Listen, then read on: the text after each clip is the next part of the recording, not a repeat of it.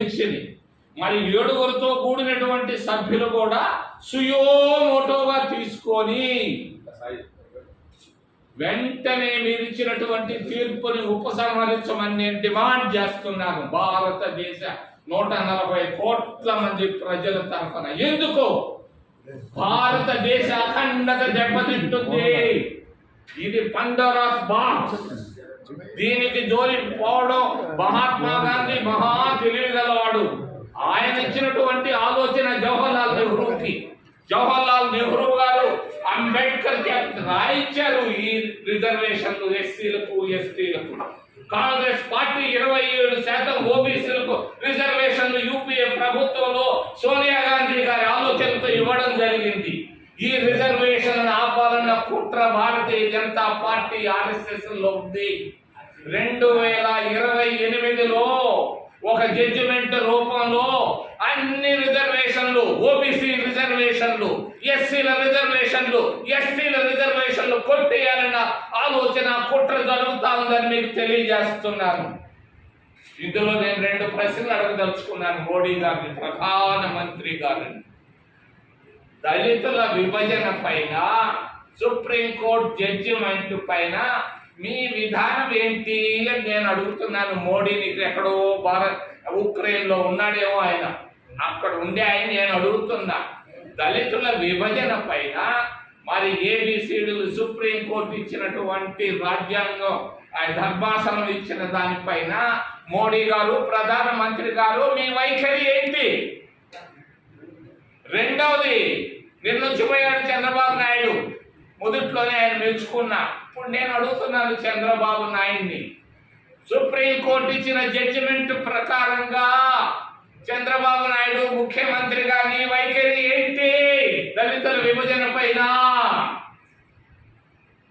పొరపాటు చేసామని అనుకుంటున్నా. ఏంటో పప్పులో కాలు వేసినట్టుండవు. కాలు తీసి పక్కన పెట్టుకుంటావా, పప్పులోనే కంటిన్యూ అవుతావా? ముఖ్యమంత్రి, ప్రధానమంత్రి గారుల వైఖరిని నేను వెంటనే తెలియజేయాలని నేను మీ తరఫున నేను డిమాండ్ చేస్తున్నాను. ఇది భారతదేశ అఖండత, భారతదేశ సమగ్రత, భారతదేశ సమైక్యతను దెబ్బతీసే విధంగా ఉంది. బంగ్లాదేశ్ లో జరిగినట్టుగా జరిగే పరిస్థితులు ఉన్నాయి భారతదేశానికి. ఇది రాకముందే నేను హెచ్చరిక చేస్తున్నాను ప్రధానమంత్రికి, రాష్ట్ర ముఖ్యమంత్రికి, జాగ్రత్త జాగ్రత్త జాగ్రత్త అని తెలియజేస్తున్నాను.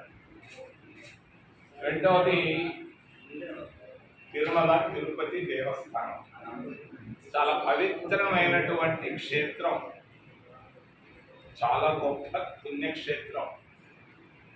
ఆ పుణ్యక్షేత్రానికి కోట్లాది మంది వస్తుంటారు సంవత్సరానికి. అటువంటి పుణ్యక్షేత్రంలో తిరుమల తిరుపతి దేవస్థానానికి సంబంధించినటువంటి పరిపాలనా భవన్లో కొన్ని ఫైళ్లు కాలిపోయినాయి. పోయిన వారంలో ఫైళ్లు కాలిపోయినాయి. చంద్రబాబు నాయుడు వచ్చిన తర్వాత ముఖ్యమంత్రిగా ఒక విజిలెన్స్ ఎంక్వైరీ చేశాడు. ఒక 10 మంది పెద్ద పోలీస్ ఆఫీసర్లతో విజిలెన్స్ ఎంక్వైరీ చేశారు. ఎంక్వైరీ చేసిన వెంటనే ఆ ఫైళ్లు కాలిపోయినాయి. వాళ్ళు చెప్తారు సాంబ్రాన్ కడ్డీల వల్ల కాలిపోయినాయి, కర్పూరం వల్ల కాలిపోయింది, సెంటర్లు వేసి. మరి అక్కడ కాలిపోయినాయనంటే కాలిపోయిన ఫైల్ ఏదన్నా ఇంకేదన్నా అంటే నేను అనుకునేది కాదు. హార్టికల్చర్ గురించో మరి ఇంకేదైనా దాని గురించి అయితే నేను అడిగేవాడిని కాదు. మీరు ఎక్కడైతే మరి కరప్షన్ ఉన్నదో ఆ ఫైళ్ళే కాలిపోయినాయి. మదనపల్లిలో కాలిపోయినాయి, పోలవరం మరి తూర్పు మరి ఎడమ కాలువలు కూడా కాలిపోయినాయి. పొల్యూషన్ పైన అక్కడక్కడ ఈ మధ్య కాలిపోతున్నాయి కొన్ని. మరి పవిత్రమైన డబ్బు, ఎక్కడెక్కడో భక్తులు వస్తుంటారు, దినానికి 5 రూపాయలు 10 రూపాయలు ఏదో మొక్కు చెల్లించుకుంటారు. పాపం వాళ్ళ శక్తి కొద్ది వచ్చినటువంటి కోట్లాది రూపాయల్ని మరి దుర్వినియోగం చేసింది జగన్ ప్రభుత్వం. మరి గత 5 సంవత్సరాల్లో 1200 కోట్ల రూపాయల డబ్బు, పవిత్రమైనటువంటి మరి కానుకలు వచ్చిన హుండీలో వచ్చిన డబ్బుని 1200 కోట్ల రూపాయలని అనవసరంగా ఖర్చు చేయడం జరుగుతూ ఉంది. అందులో 10% తీసుకున్నారు కమిషన్లు. తిరుపతి అంతా తెలుసు, విశాఖపట్నంలో తెలియకపోవచ్చు. 10% తీసుకొని దాదాపు 100 కోట్ల రూపాయలు చేతులు మారాయి. ఎవరి చేతుల్లో నుంచి ఊరిపోయింది నాకు తెలియదు. 100 కోట్ల రూపాయలు డబ్బులు మారాయి. 1200 కోట్ల రూపాయలను అవినీతి కొరకు దుర్వినియోగం చేయడం జరిగింది. ఈరోజు వస్తున్నటువంటి మాజీ ముఖ్యమంత్రి గారి మనుషులు దీనిపైన విచారణ వేశారు. నేను చంద్రబాబు నాయుడుకి ఏదెత్తి చూపిస్తున్నా. విచారణకు వేసాం 10-11 మంది పెద్ద ఆఫీసర్లు విజిలెన్స్కి.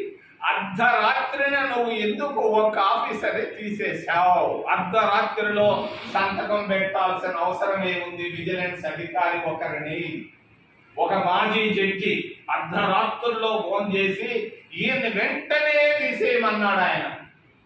ఆ జడ్జి పేరు చెప్పటంలే, నేను చెప్తే ఆయన టేబుల్ కింద కాళ్ళు పెట్టాలి, తల పెట్టాల్సి వస్తుంది. చెప్పటంలే. అర్ధరాత్రి అప్పుడు ఫోన్ చేసి అర్ధరాత్రి అప్పుడు ఆ ఆఫీసర్ని తీసేయడానికి కారణం ఏంటి? ఓ చంద్రబాబు నాయుడు, నువ్వు అవినీతికి అనుకూలమా ప్రతికూలమా?